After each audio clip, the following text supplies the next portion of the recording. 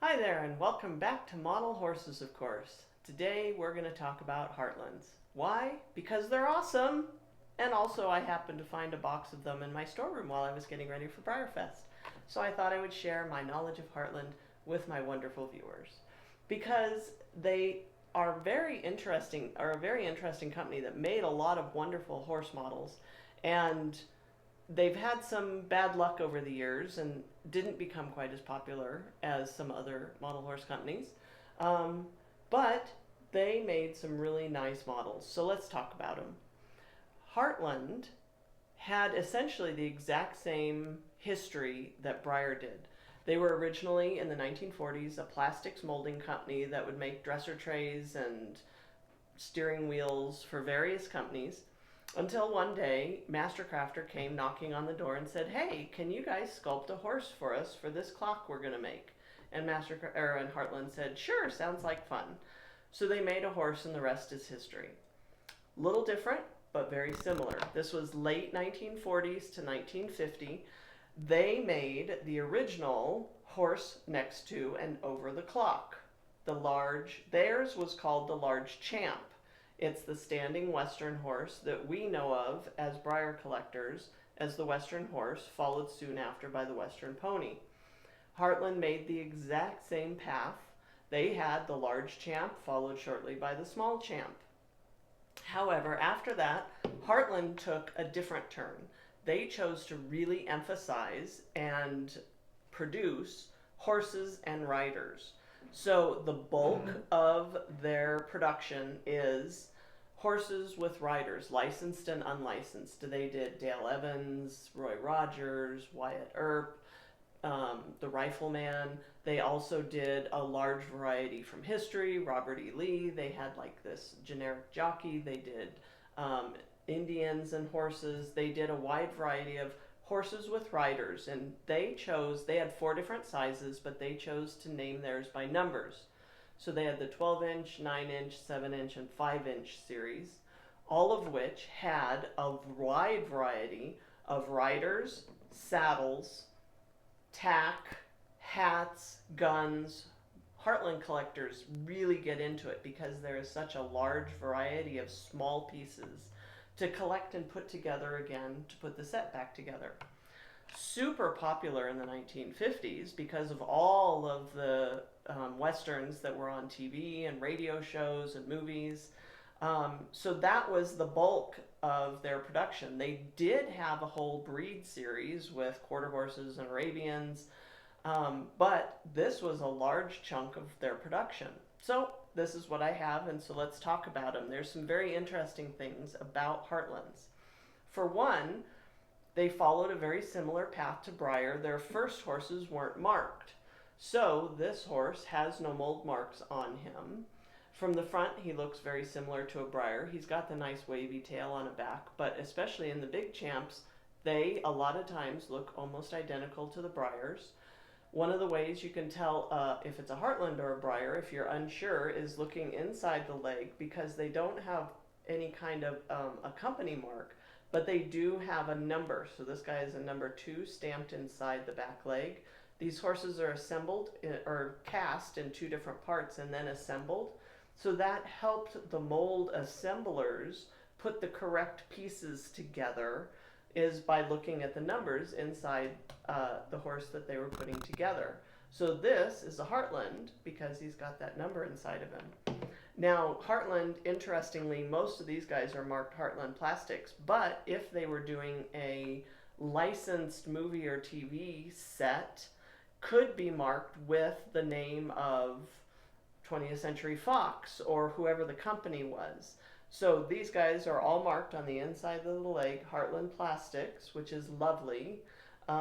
But you can find these horses also marked inside of the leg with the name of whoever owned the intellectual property that Hartland was making. Hartland did a lot of molding the horses in colored plastic. So this guy is black, molded in black plastic. This guy is bay, but he's molded in brown plastic. The only paint is the hooves, mane, tail, and bridle.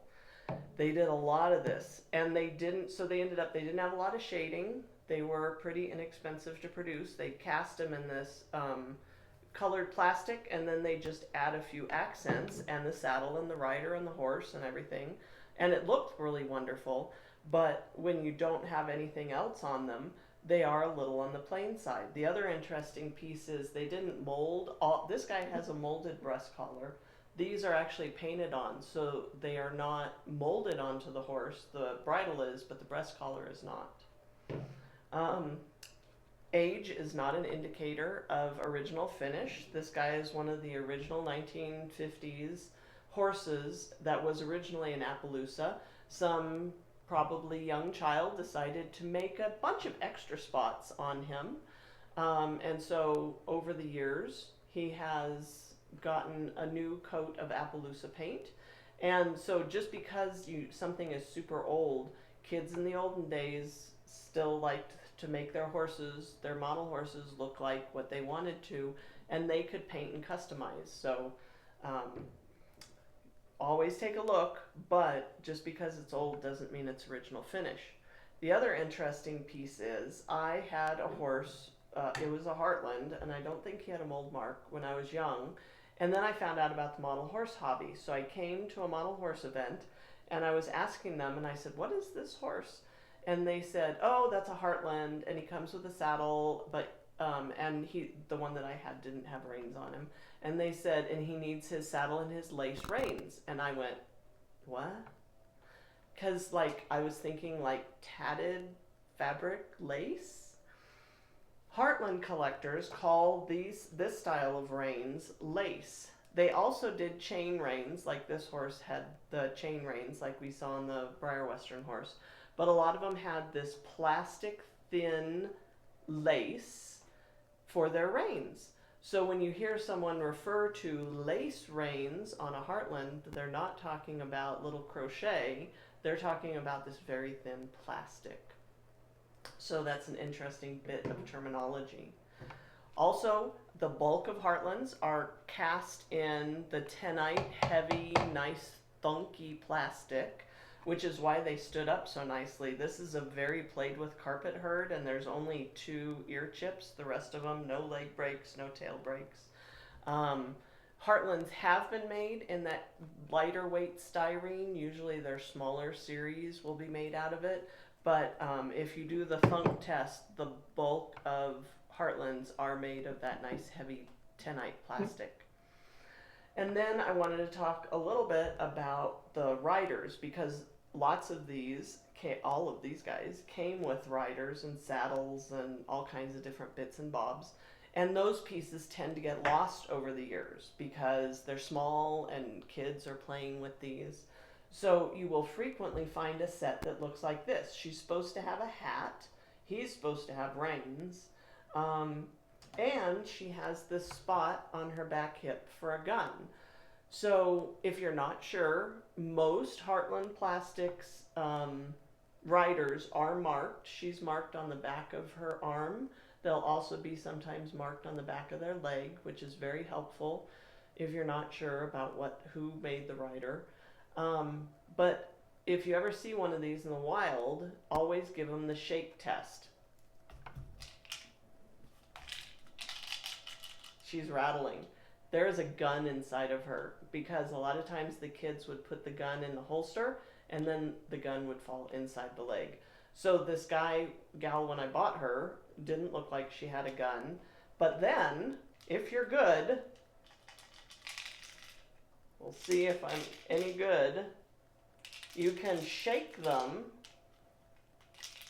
and you can get the gun to come out. And I probably, since I'm filming this, won't be able to, but I'm going to sit here and do it while I finish talking, because I did it every single rehearsal until now. But you can shake them, and then you can eventually get the gun to come out that hole, and then you've got a slightly more complete set. So, hopefully you learned that. I'm going to go shake her some more off camera and get that gun out, and then she will be a slightly more complete set. So hopefully you enjoyed that, a little bit of history about Heartland Plastics. We'll see what I come up with next time. Join me then. Thank you.